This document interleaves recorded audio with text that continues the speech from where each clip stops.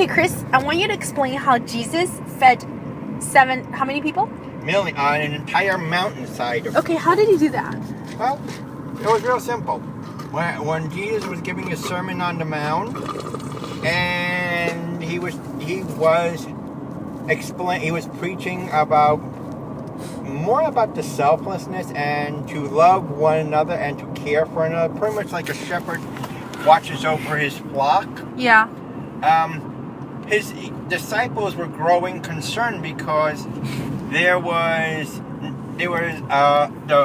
food was running low. Right. And they were starting to wonder they should send some people away to try to gather food and fish, because in one basket they had 2 loaves of bread and 7 fish. Right. And Jesus tried to explain to them that in a way that so simple, and he just laid his hands over the basket, and that he understood it and manifested it such a level that those 7 fish and those 2 loaves turned into... But how did he do it? It was through a quantum manifestation, and it just multiplied everything. What was the mechanics of the quantum manifestation? That part I don't know, but okay, I have an idea.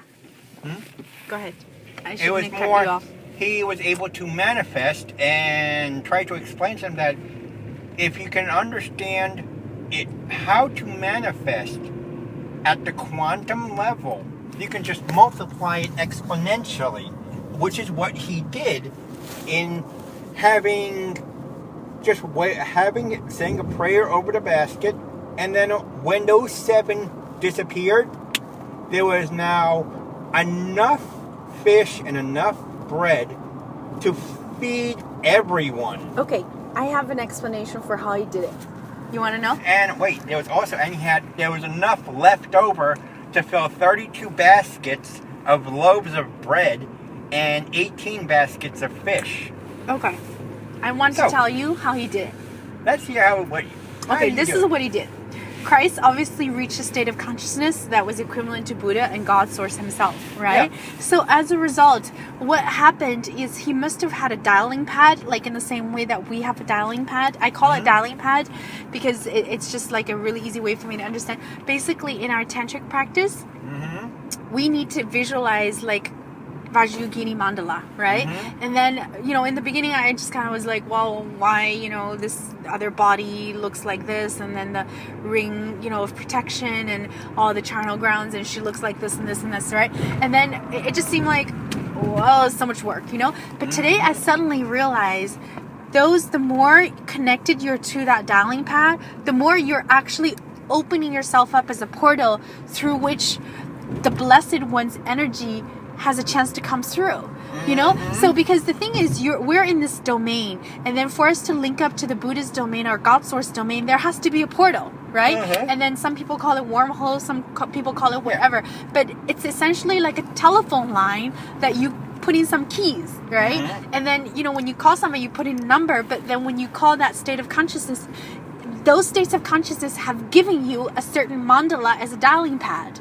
So what you have to do is you need to self-generate. You literally, it's not just something you just visualize in front of you and you say, oh, it's this thing on a piece of paper, it's going to happen. Because the way this dialing pad works is that you're using the 3-dimensional aspect of yourself as the telephone. You have to be the telephone. So... Because you see, we live in 3-dimensional space, right? So then for higher dimensional energy to anchor flush down into this lower dimension, they need to essentially have dialing pads, telephones that are exactly in the 3-dimensional space, right? So you have to use yourself as that portal for that to come through, right? It's not enough to just say, well, this thing is on a piece of paper, because then you're not anchoring frequency into 3-dimensional, because you're actually just still lowering down to 2-dimensional, because any picture that's on a piece of paper is a 2-dimensional picture, right? So you have to think of yourself as exactly that holographic image through which the Blessed Ones can come through to you. So then I think what happened to Christ was that he was perfected in the art of treating himself as a dialing pad. So then when he wanted to actually have the loaves of bread made, all he needed to do was to talk to his higher self, the God Source and Blessed Ones, to say, okay, I'm ready. Now, this is what you should do. So I need this.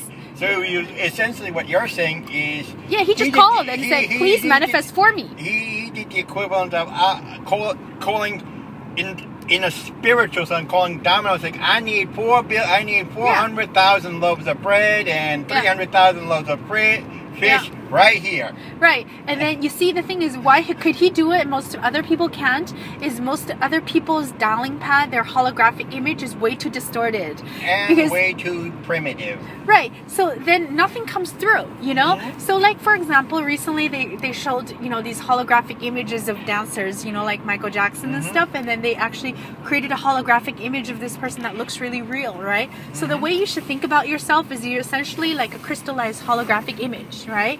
Yeah. So then the more pure you are, this image, the more you become a transducer. Like it's essentially like a certain fiber optic that lets a lot of data through, you know? Yeah. So if you're fiber optic, if you're not even a fiber optic, yet you're something like a copper, you can't let that much stuff through. It just, you know, you have a little bit... You're limited by the medium. You're limited by the medium, which is you, right? So what you got to do is you have to purify and you have to make yourself into a fiber optic from a copper.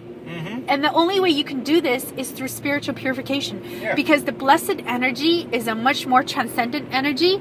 And when people say spiritual, it's not just like airy-fairy people that want love and affection and all this. You're literally tapping into higher frequency energy. You're tapping into God source. Basically, universal energy. You're tapping into universal energy, which is always abundant, you know? And the reason we're stuck in samsara and fallen state and what have you is because our atomic material energy is very, in the form of people and things, is very disconnected from the spiritual energy, because the holographic images that make up who we are and the constructs of things and stuff is highly distorted in its own energy flow.